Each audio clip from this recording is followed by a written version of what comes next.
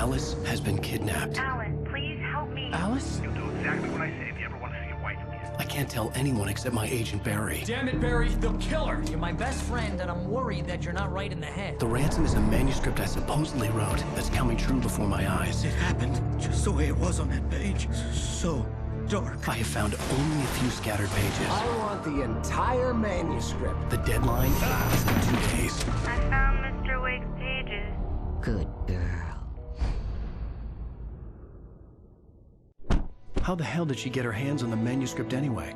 I don't know. She's resourceful. I told you you were too hard on her. Listen, I found out all sorts of interesting stuff while I was digging around. Yeah. Mr. Wake, it's Sheriff Breaker. We have an FBI agent here, Agent Nightingale. FBI? He's anxious to see you. You'd better come to the station. Okay, I'll be right over, Sheriff. Let's make this quick, huh? Help you folks? Name's Randolph. I'm the manager. We're looking for Rose. Works as a waitress down at the diner. Rose, sure. Nice girl. Who wants to know? I'm Alan Wake. The writer, huh? I heard on the radio you were visiting. Well, I'll show you her trailer. That Rose, she's a nice girl. Always pays her rent on time. As I was saying, Al, I found all sorts of weird stuff from the local newspaper's archives. This place is crazy. Disappearances, mysterious deaths, urban legends come true, and get this, most of this stuff takes place around Cauldron Lake. Well, you ain't wrong, mister. The Indians thought the lake was a doorway to the underworld. I'm the God-fearing type myself. I don't hold with that sort of thing. Yeah, okay. Anyway, there was an island there owned by a guy called Thomas Zane. Now, some of the articles I found about him make him out to be a famous writer, but I ran a bunch of searches, couldn't find a single thing he wrote. Zane was heavily into diving, so much so that the place came to be called Diver's Isle. But the volcano under the lake erupted in 1970, and Zane went down with the island. Yeah, how about that? It was there in the morning, as if it had fallen from the sky. But it would take a tornado to lift something like that. We're damn lucky it didn't crush any of the trailers.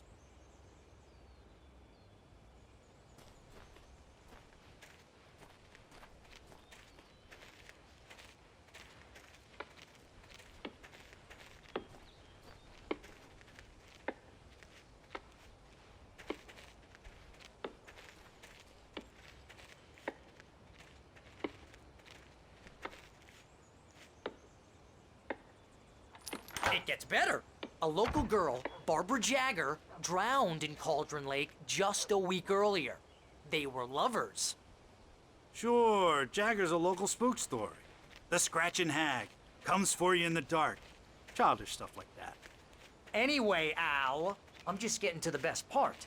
All of the articles about this stuff were written by Cynthia Weaver. I asked around, and she's that crazy bag lady you met. What, the lamp lady? She can be a little loopy, but she's not homeless or anything. Yeah, anyway, she knew both Jagger and Zane before they both died, and she had some kind of a breakdown.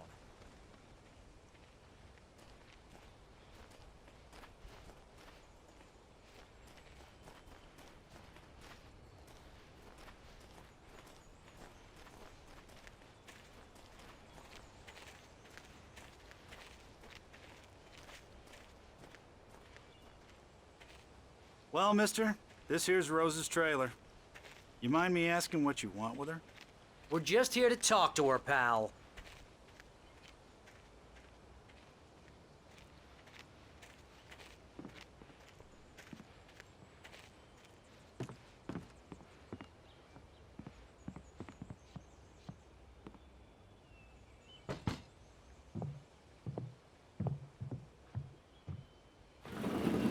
Welcome to... Oh dear, Mr. Wake. I'm so glad you're here. Rose, you have my manuscript? Oh. Oh yes. Yes. Please, come in. Hey, this is really good. Rose, Yes. my manuscript.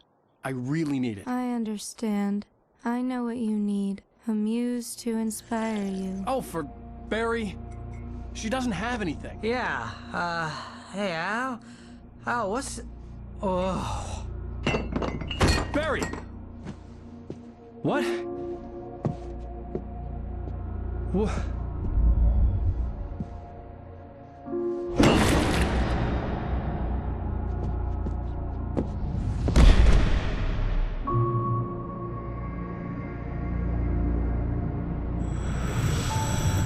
It's coming for you, hiding in my barber's skin. I'm too weak to stop it. You must turn the lights on. I promised I'd come visit you and your lovely wife. You must finish what you started. I insist. You must turn the lights on. Turn the light on.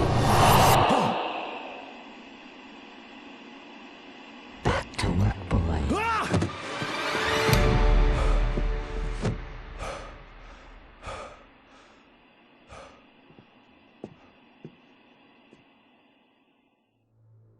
I felt nauseous, hungover. Only anger kept me going. I can't tell reality from dream anymore, but it seems I have an imaginary editor to help me. She's an old woman in a funeral dress. I call her Barbara Jagger. She's very strict. I'm writing faster and faster. My manuscript is being heavily revised. The edits are getting very aggressive, and each day there's less of me and more of her. I hate it, but I know she's right. She promises me I can save Alice this way. She knows more of this than I do. About the complex incantation I'm attempting. About this place. She's worked with another writer under similar circumstances, Thomas Zane. The genre of the story seems to be shifting. It's turning into a horror story.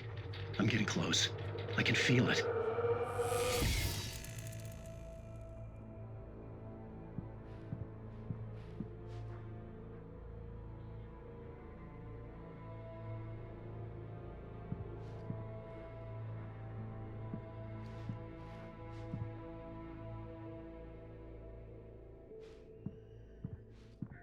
Rose took a day from me. I had less than 12 hours left to meet the kidnapper. All I could do was get Barry into the car, work something out once I got on the road.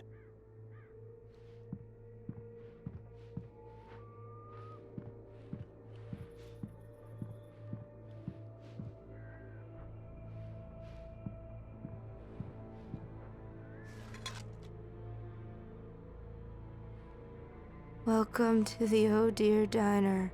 What can I get you today? Coffee? I couldn't work up much hate for Rose. Something had used her to get to me and left its mark. First refill is free. Milk and sugar on the counter there. Would you like to hear today's specials? Thank you. A nice day. Come back soon.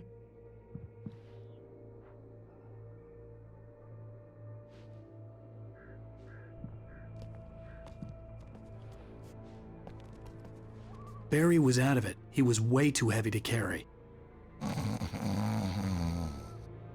You're right. I deserve more money. I'm so handsome.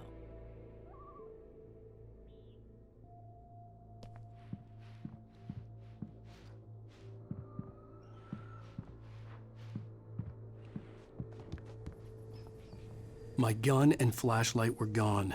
I'd have to find a way to get Barry into the car as quickly as possible. There was no time to waste.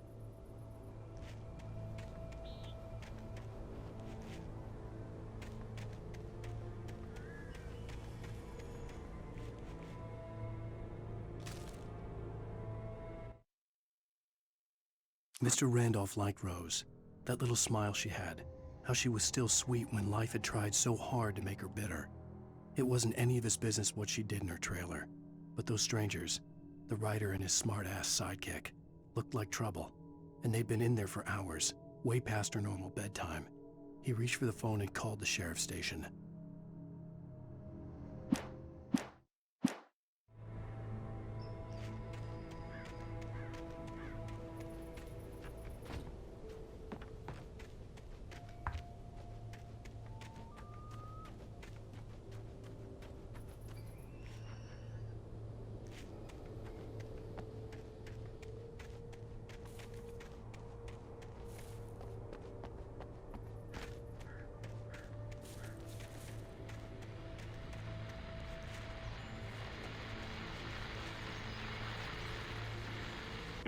I just stepped outside to catch a breath of fresh air, and let me tell you, the weather's getting heavy. Nights like this make me especially glad I'm here talking to you and not home in bed. Once the weather takes a turn like this, I can't sleep at all. It's all tangled bed sheets and dark thoughts, punctuated by the occasional plunge into nightmare. Is it just me? Well, perhaps it is. But I hope I can make the night a little bit easier to get through. Caller, you're on KBF FM. Hey, Pat, it's Walt Snyder. What's on your mind, Walt? Well, I am the way you are, but, well, I can't sleep either, you know? I just been staring out the window here, trying to make sense of it all, but, I ain't been drinking either, you know? I just... Well, you sound like a man with a problem, Walt. I had a, argument with Danny, Danny, and, then I got in trouble with the law, and, I'm just, well... I heard something like that, Walt. Yeah, well, he's, Danny's my best friend, and, they let me out on bail today, and now I'm just alone here at the window, waiting. Man, and there's something in the air tonight, man.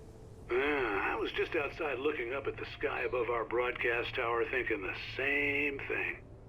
What are you waiting for, Walt? I don't know. Something's gonna happen. I think I better go. Well, Walt, maybe... No, thanks, Pat. Well, good luck to you, Walt. Hang in there. Let's take a little break, folks. This weather's really something else, huh? How can I be sure you'll walk away? Why'd you look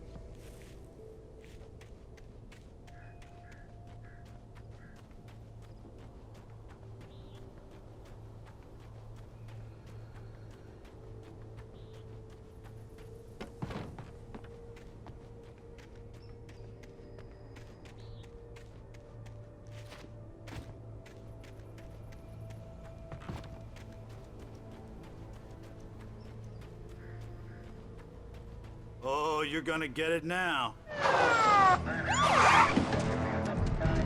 God knows what you've done to that poor girl. This is Agent Nightingale, FBI! Get him up, Hemingway! You're under arrest! You move a muscle, I'll unload right in your goddamn face! Stay right where you are, Triple A!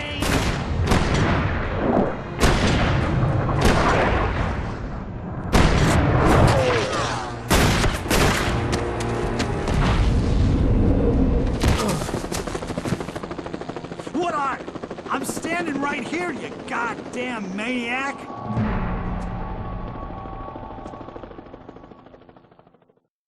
I hated to leave Barry behind, but there was no way I'd miss my appointment with the kidnapper. Give it up, Mr. Wake. Come on. Make it easy on him. Get after him. Don't let him get away. Move it, move it, move it. I'll have your shot if you let him get away.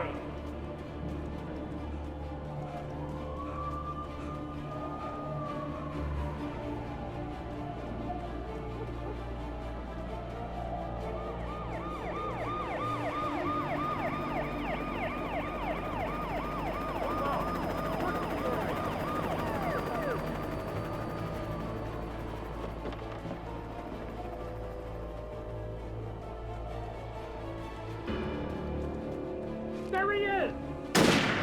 We have the suspect in sight!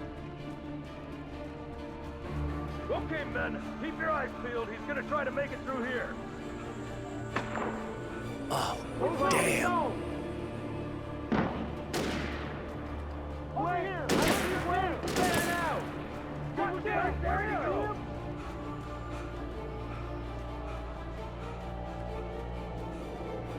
God damn it! Where did he go?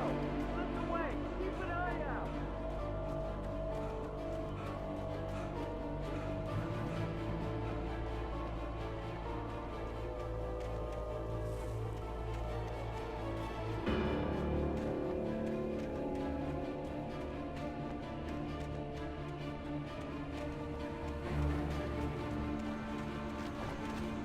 He's gone. Come on, guys. We need to head him off.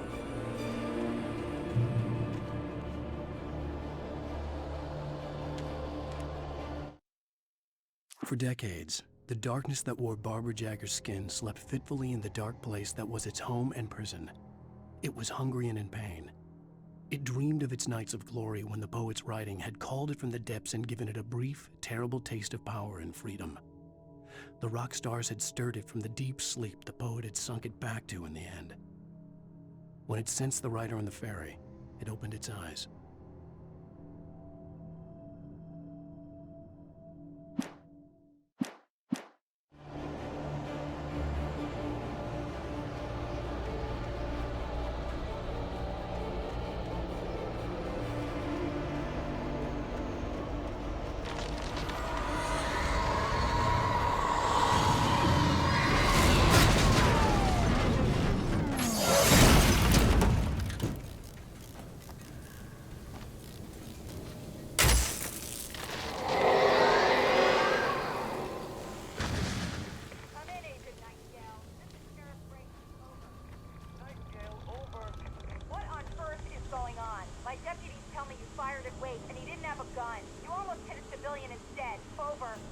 Sheriff, Wake's running. I'm giving chase. I don't have time for this.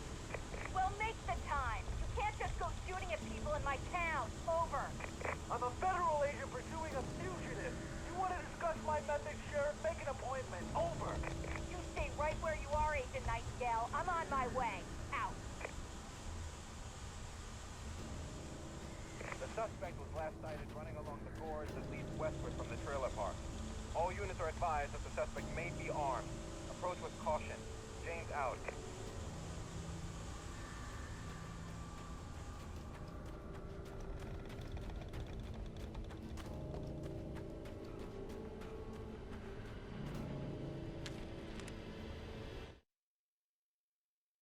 Rose didn't know how the strange old lady got in her trailer, and she looked wrong somehow. The woman showed her teeth in an approximation of a smile and traced a finger down Rose's cheek. "Pretty girl," she said. Rose felt as if she was falling asleep, but her knees didn't buckle. The crone spoke in a whisper, her words ice cold and dark in Rose's ear.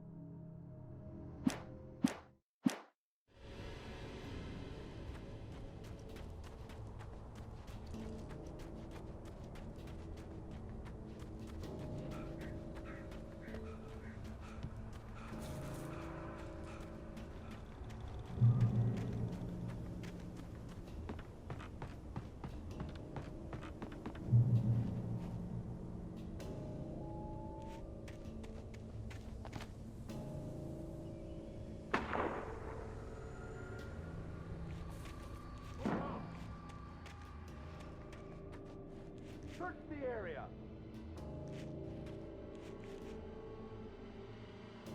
Stay sharp. This way. Over here. Hey, who's there?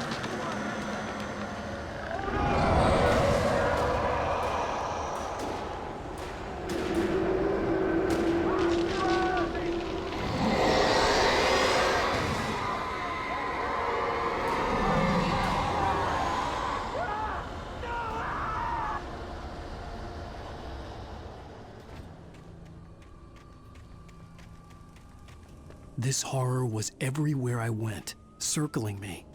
The cops didn't stand a chance. They were after a writer, not a monster.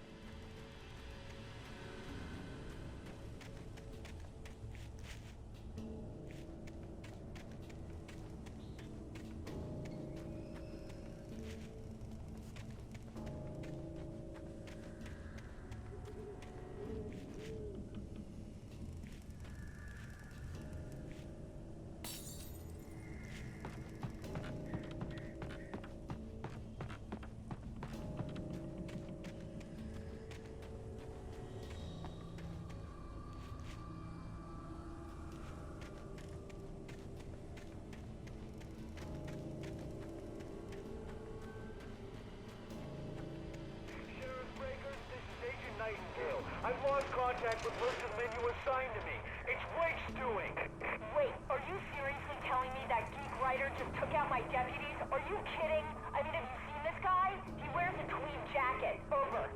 He's the guy we're chasing. If it's not him, who then? Bigfoot? Over. I don't know yet, but I'm not in the habit of jumping to conclusions. That tends to come back and bite you in the ass. Out.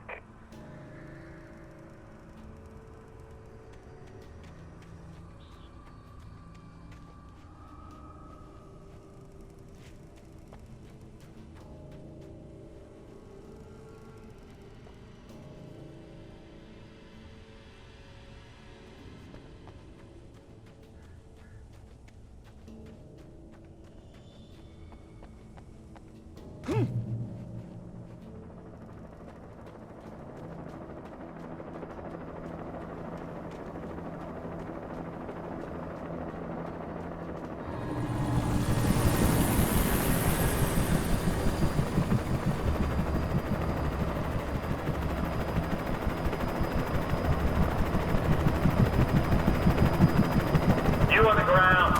Hold it right there. There's nowhere to run. Freeze!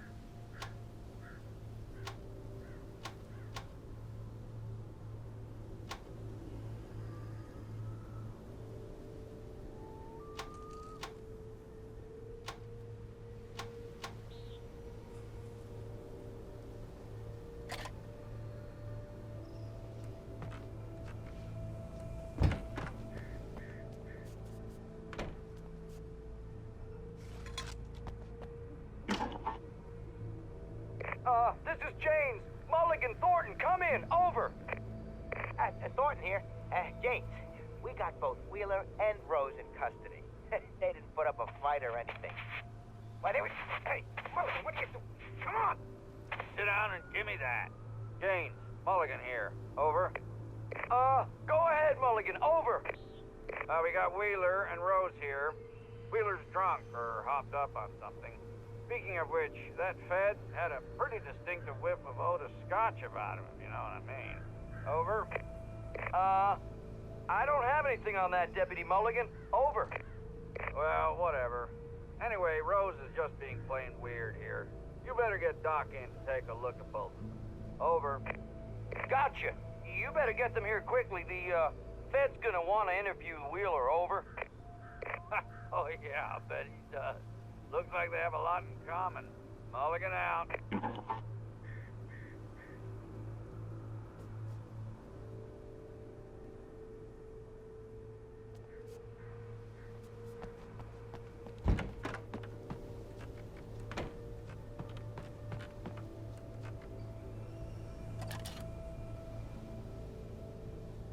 I could see the lights of the radio station in the distance.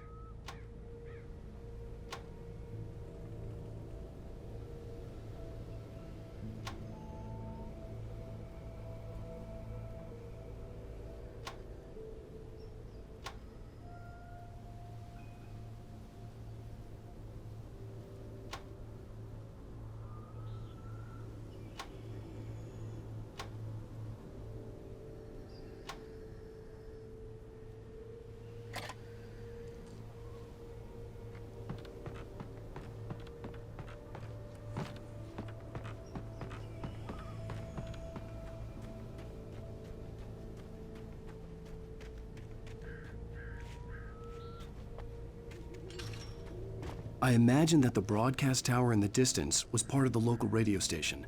Maine seemed like a decent guy. Perhaps he could give me directions to the coal mine.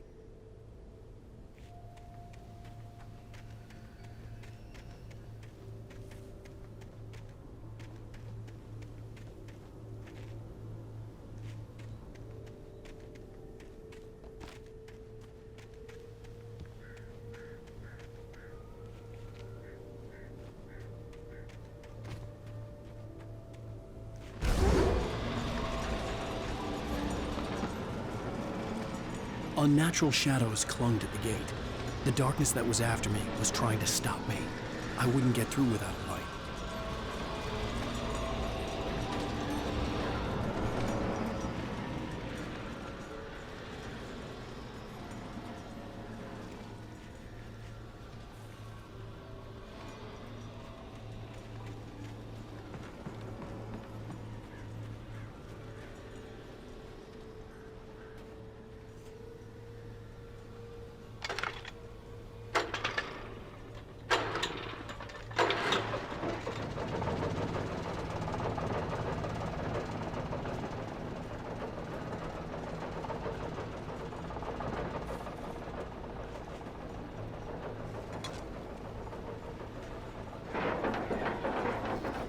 The old generator conked out. I'd have to see if I could fix it and try again.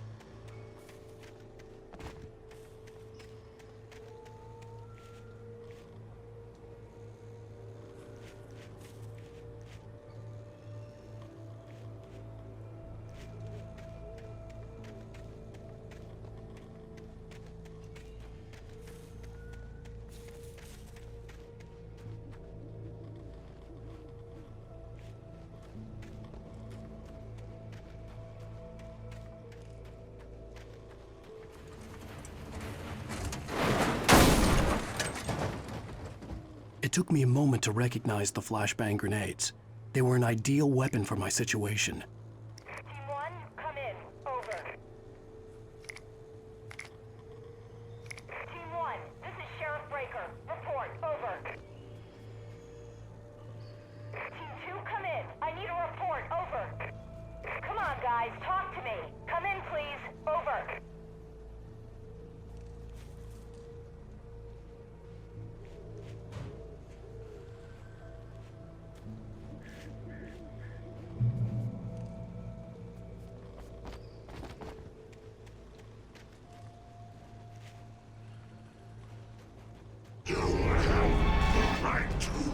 silent!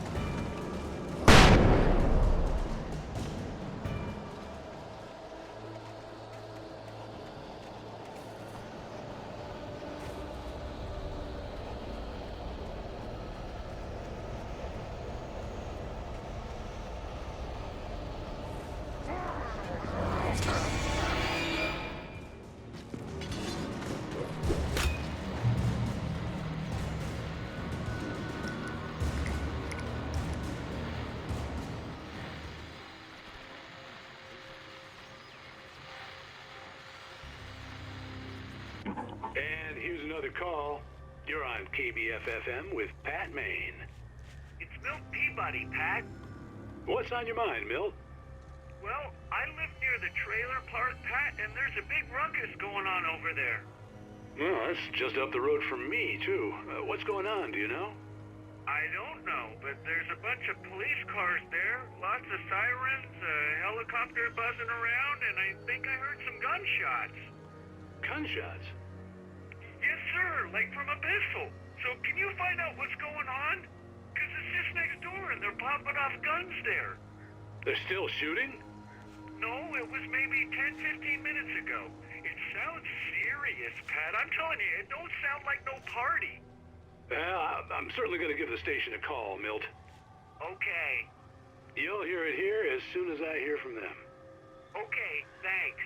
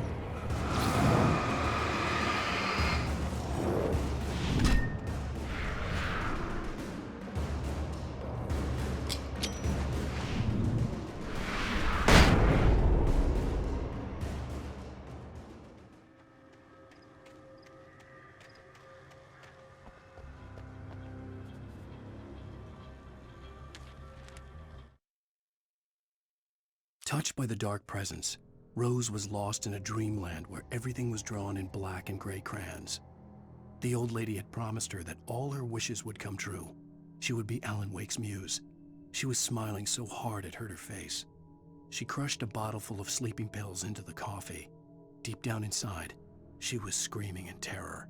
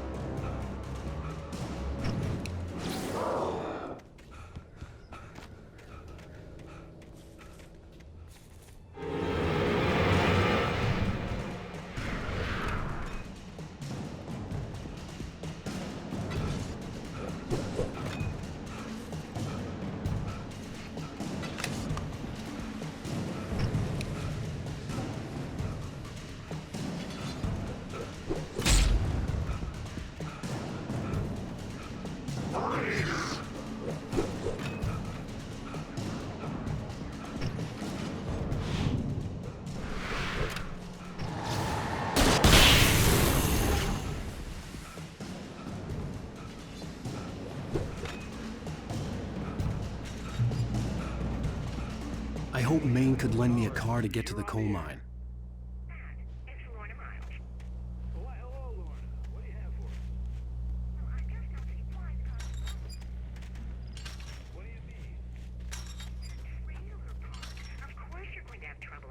Like that. I mean, what do you expect?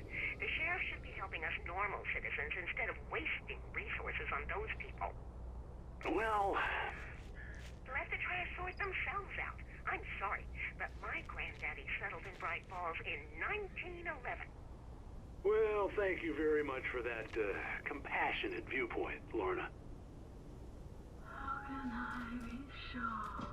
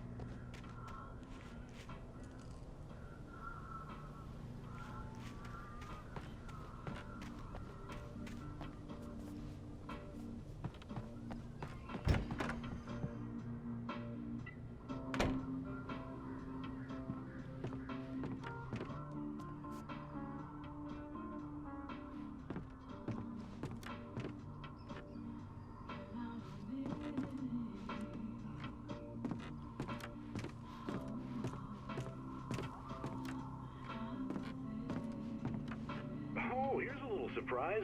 The famous writer Alan Wake just walked in. Folks, I'm going to see if I can talk him into an interview. Come on in, Mr. Wake. Oh, I'm so glad you could find the time to do this, Mr. Wake. Nowhere to run now, Dan Brown. You back away from me. Don't hurt her. Whoa. Everyone calm down. Put the gun down. We're all friends here, right? Cool your jets, Nightingale. We got him. Dude, preach! What the hell's the matter with you? There's a civilian in there.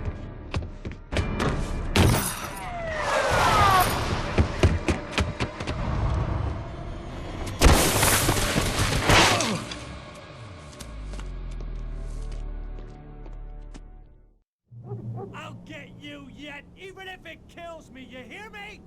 You hear me, H.P. Lovecraft? I had fallen off so many cliffs it was ridiculous. That's what you get for naming a book The Sudden Stop. It was probably good I hadn't had the chance to tell Maine where I was going. I'd have to lose the cops and find my own way to the mine.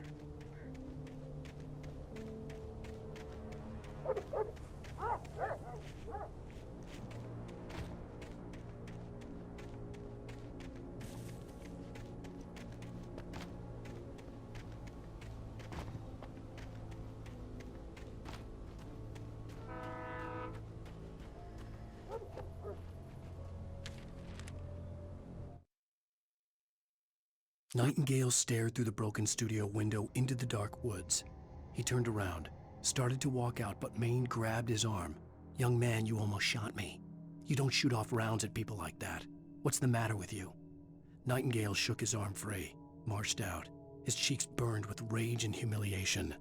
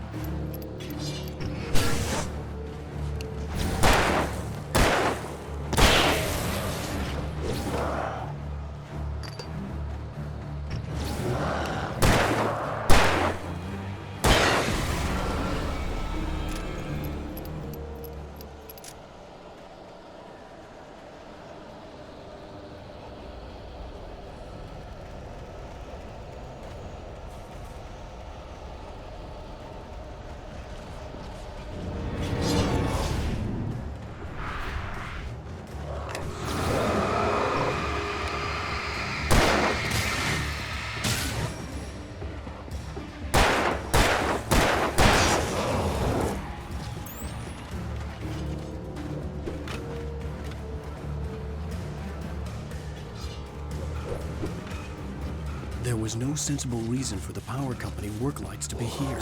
It was almost as if they'd been left for someone like me to use.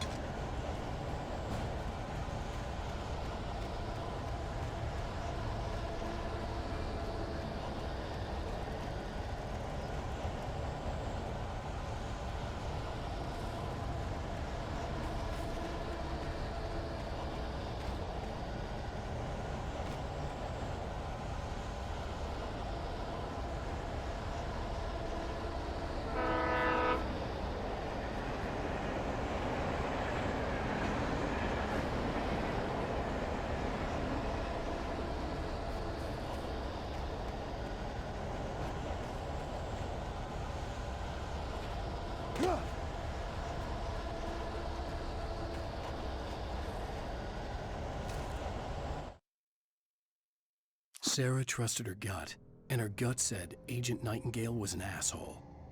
He felt wrong, and it wasn't just the smell of stale booze. It was in the way he flashed his badge, pulled rank, the look in his eyes when he wanted answers. Where was Alan Wake? What was this about an accident? Where was his wife? And most importantly, why did she let Wake go? He wouldn't answer her questions. Federal business was all he'd say.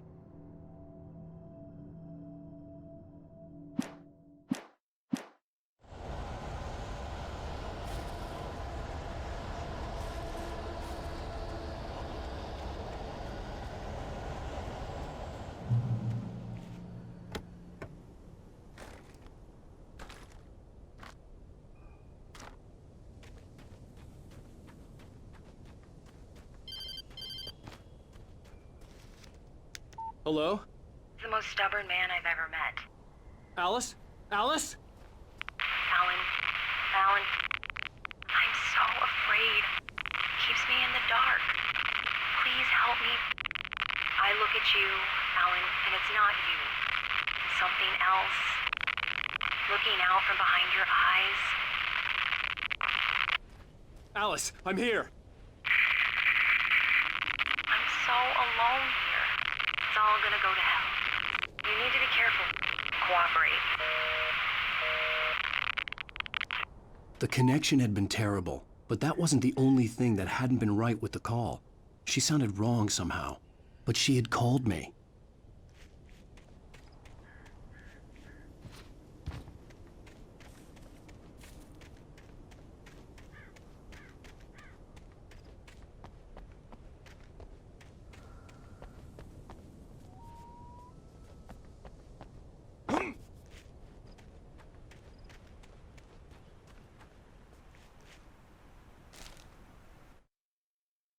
The pipe wrenched itself loose from the bridge's steel framework.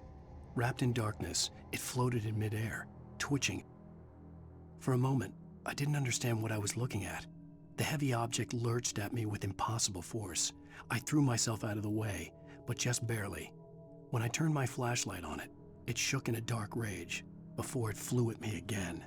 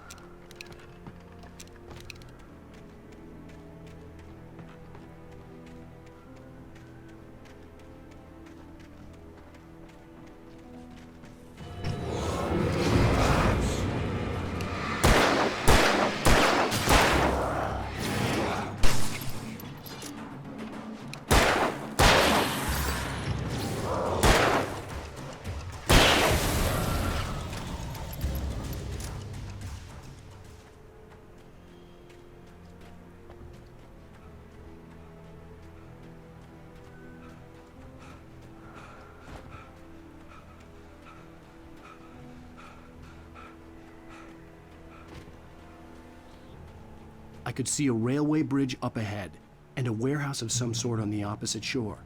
I hoped I could find a car from there.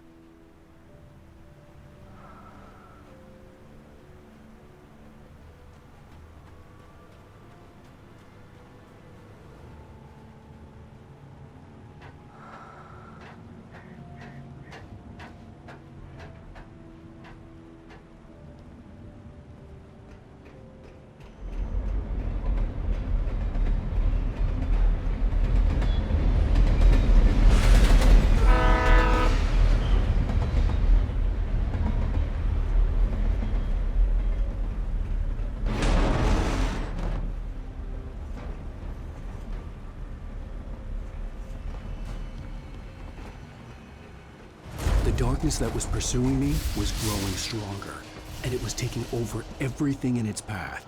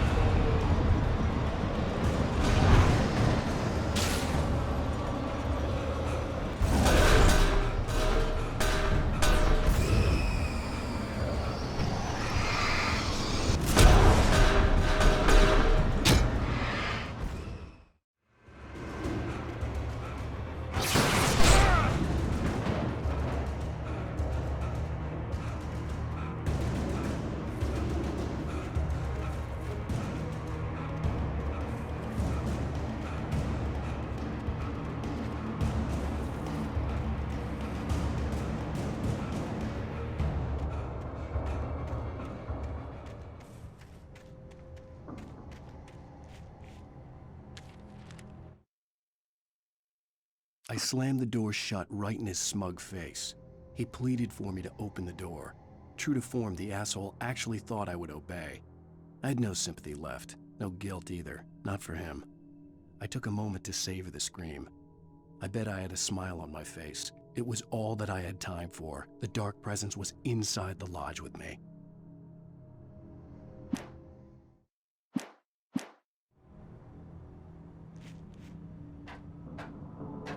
As a teenager, just starting to get interested in writing, Stephen King had been a source of inspiration to me. I thought about all the inanimate objects that had come to life in his books. No one is safe in a good horror story, certainly not the protagonist. That's what makes them fun. This was anything but. The darkness could possess anything, and it was getting closer.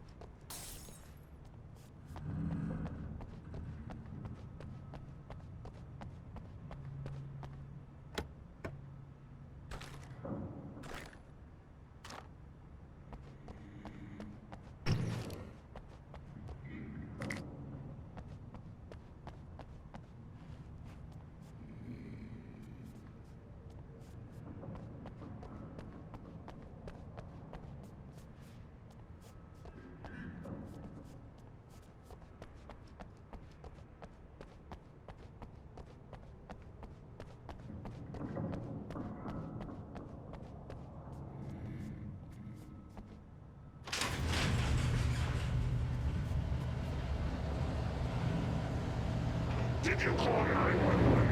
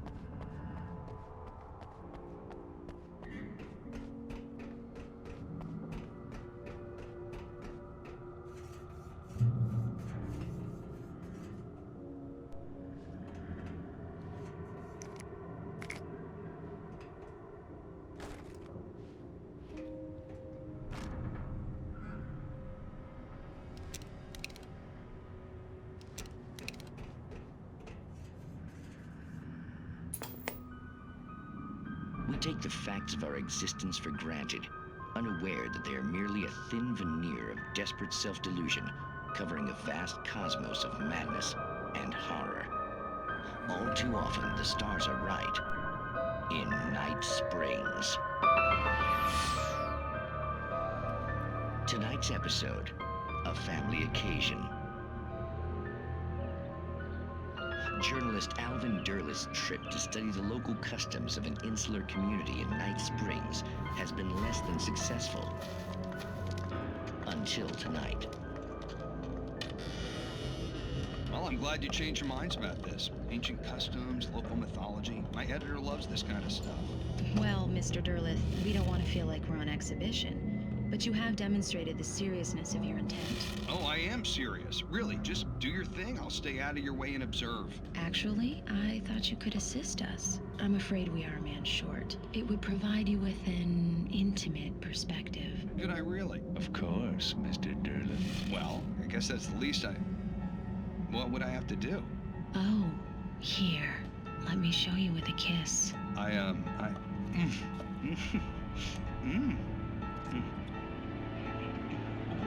What did you...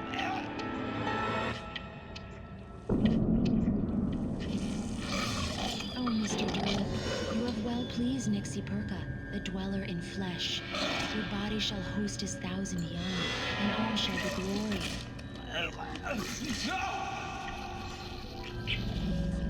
Shh, darling, be calm. Shh. Alvin Derlith learned a harsh lesson. If you go looking for mythology, it may come looking for you. And such quests always bear fruit. In Night Springs.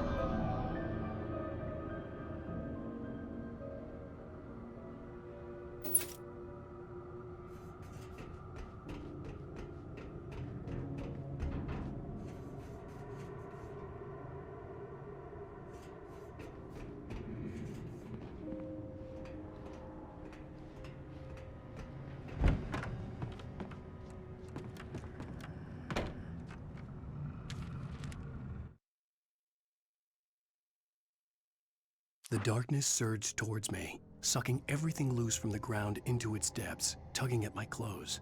I saw the flare the kidnapper had dropped and threw myself towards it just as I felt my feet leave the ground. The darkness embraced me with the force of a tornado. Somehow I managed to light the flare. The darkness roared and cast me away. I fell toward the dark waters of the lake far below.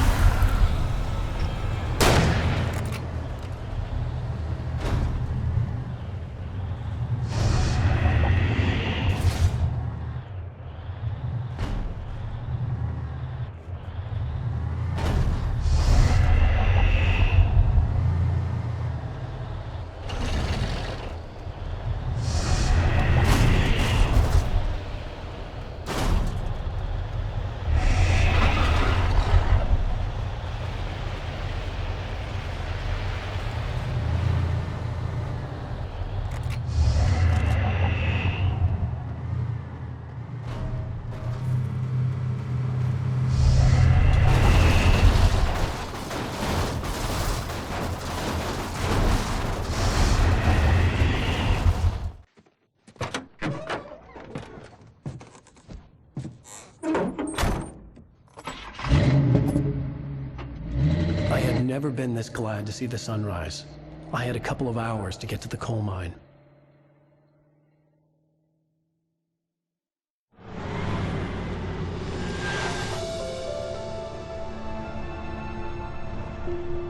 The coal mine wasn't far now.